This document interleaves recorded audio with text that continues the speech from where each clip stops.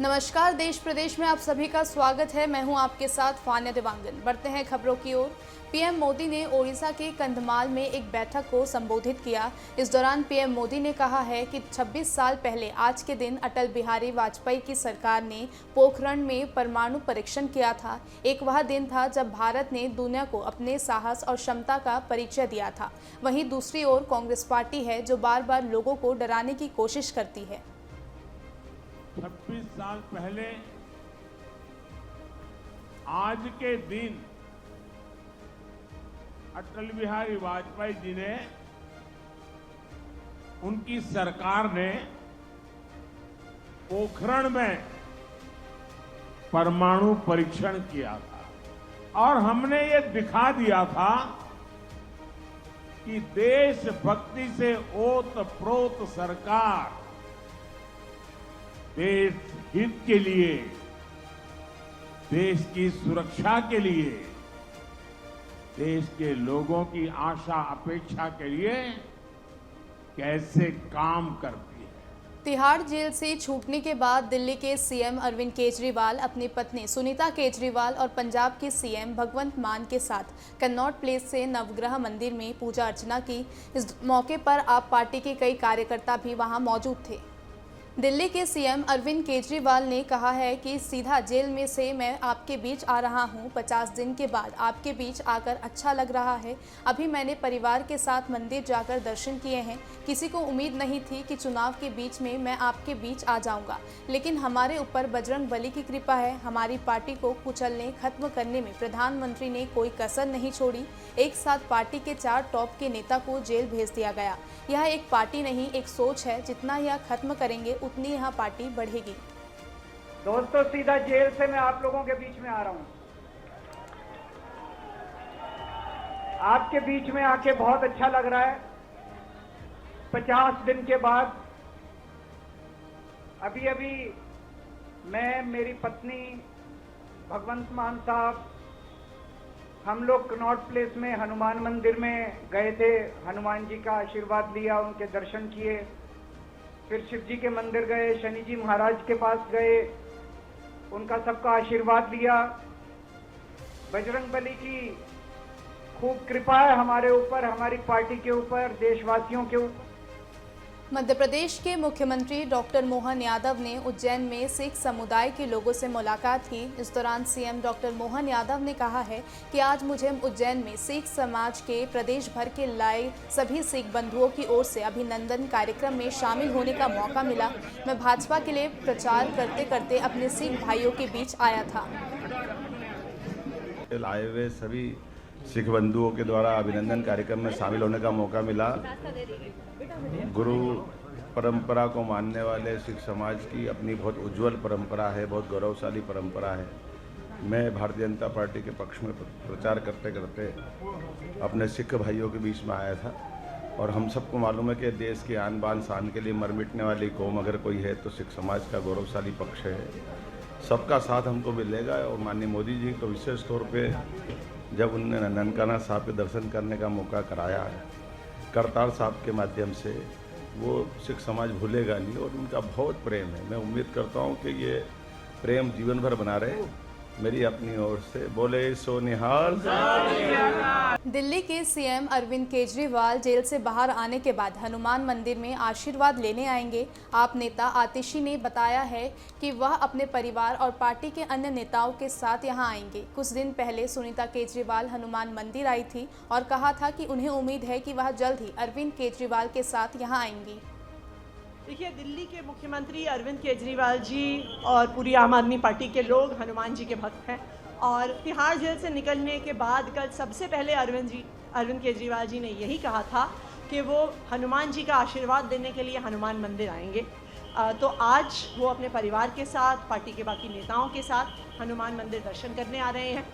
कुछ ही दिन पहले सुनीता केजरीवाल जी भी हनुमान मंदिर आई थी हनुमान जी का आशीर्वाद लेने के लिए और उन्होंने तब भी कहा था कि वो उम्मीद करती हैं कि जल्द वो मुख्यमंत्री के साथ आएंगी और हमें इस बात की खुशी है कि वो मौका जल्द आ गया है। कन्नौज लोकसभा क्षेत्र में आयोजित जनसभा को संबोधित करते हुए उत्तर प्रदेश के मुख्यमंत्री योगी आदित्यनाथ ने समाजवादी पार्टी पर तंज कसा है। उन्होंने कहा है कि ये नया भारत केवल बोलता ही नहीं है, करके दिखाता है। भाजपा ने कहा था कि रामलला हम आएंगे, मंदिर वहीं बनाएंगे। तब समाजवादी पार्टी के लोग राम भक्तों पर गोलियां चलाते थे, बोलते थे परिंदा भी पर नहीं मार सकता। और इसीलिए अयोध्या में भगवान राम का जो भव्य मंदिर का निर्माण हो रहा हुआ है, प्रभु राम विराजमान हो गए। 500 वर्षों की अद्भुत घटना घटित हुई है और बहनों और भाइयों, 500 वर्षों की इस अद्भुत घटना के लिए 500 वर्षों में पहली बार प्रभु राम ने अपनी जन्मभूमि पर होली भी खेली है और अपना जन्मदिन भी मनाया है।